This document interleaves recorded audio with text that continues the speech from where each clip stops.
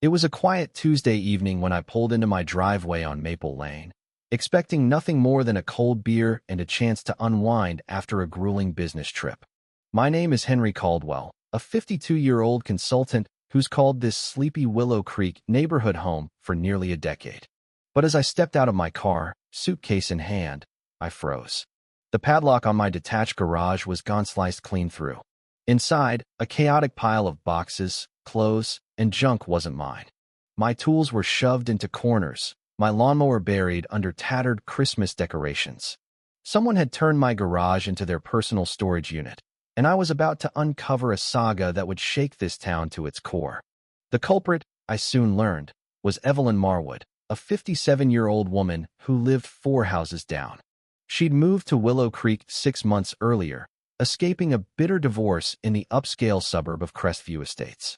Gossip swirled that her ex-husband, a wealthy cardiologist, had cited her compulsive hoarding and erratic behavior in their divorce papers. Evelyn's past painted a troubled picture. Raised in a struggling family, she'd clung to possessions for security, a habit that worsened after a failed first marriage and a job loss as a bank teller due to outbursts at customers.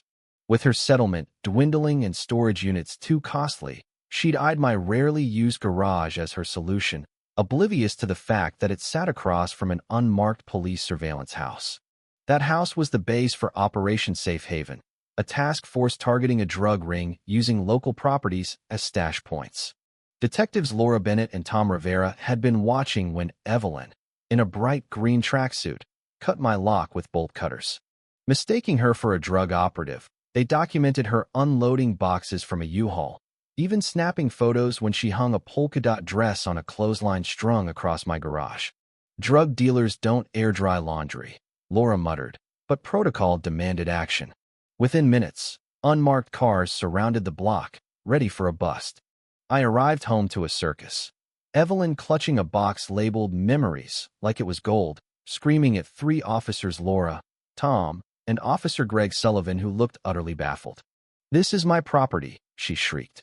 I stepped forward, clearing my throat. "That's my garage." The silence was deafening. Evelyn's eyes narrowed. "You're lying. This place has been abandoned for months. I've been watching." She flung a folder of papers into the air, a blizzard of receipts and hand-drawn maps. One labeled my house a public storage zone under colonial land grants and maritime law. I stared, dumbfounded, as she brandished homemade currency with her face on it, claiming she'd paid for the space. Things escalated when Evelyn grabbed my garden hose, spraying everyone, officers, boxes, and nosy neighbors alike. Climbing atop a box, she waved the hose like a scepter, chanting gibberish that mixed legal jargon with ad slogans. The officers, drenched, exchanged looks as she declared herself a sovereign citizen practicing Wiccan patriot spiritualism. A crystal ball and garden gnomes appeared, arranged as a sacred shrine, on my driveway. Sergeant Patricia Holmes arrived, her patience tested. "Ma'am, explain your claim to this garage." Evelyn produced a 60-page legal brief titled "The Constitutional Right to Storage Under Maritime and Cosmic Law." I couldn't help but laugh, which only fueled her tirade about my suspicious lifestyle and secret cash deals in my backyard, lending a ladder to my neighbor Carl.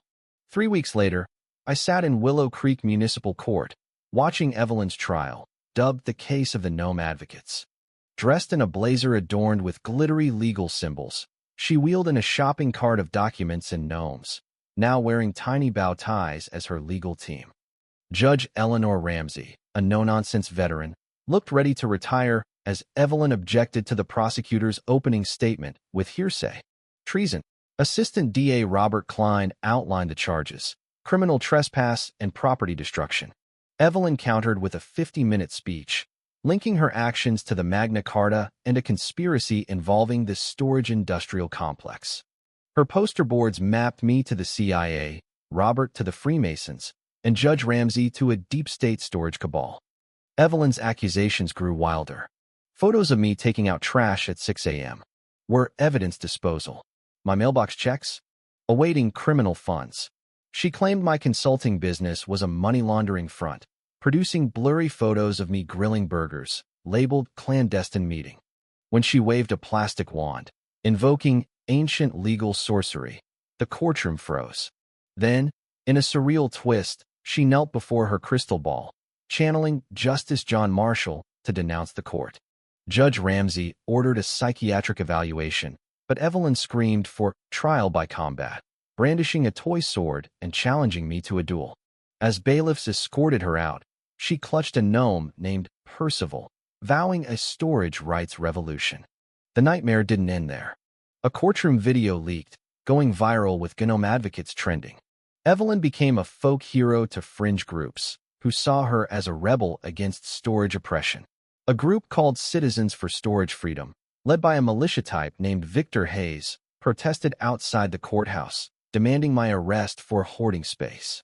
Signs read "Garages for All" and "Free Percival." National media ate it up, with headlines like "Storage Wars Turned Suburban" and "Gnome Justice Goes Viral." Evelyn's psychiatrist, Dr. Susan Keller, warned that the attention was worsening her delusions, convincing her she'd uncovered a grand conspiracy. Then came the bombshell. Police found evidence that Evelyn had targeted 6 other properties, turning sheds and garages into secret storage hubs. Her apartment held files on dozens of families' bank statements, photos, even kids' report cards, part of her mission to expose the American storage crisis. She'd contacted fringe groups, foreign embassies, and even the Pentagon, seeking allies for her evidence. Worse, her followers were escalating, surveilling Judge Ramsey, Robert, and me, planning Operation Storage Freedom to occupy properties region-wide. The crisis peaked when Evelyn, deemed unfit for trial, was set to transfer to a secure facility. 200 protesters, some with bolt cutters, surrounded Willow Creek Hospital. Victor led a group that stormed the entrance, demanding her release. Inside, Evelyn watched the chaos on TV, her resolve wavering. When Victor burst in, calling her a sister in arms, she hesitated. "I never wanted this," she whispered. Stepping into the hallway, still in her hospital gown, she faced the crowd.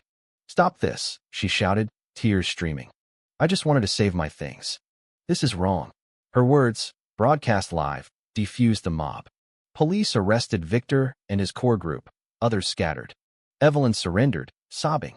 Evelyn was committed to long-term care, diagnosed with hoarding disorder and paranoid delusions rooted in childhood trauma.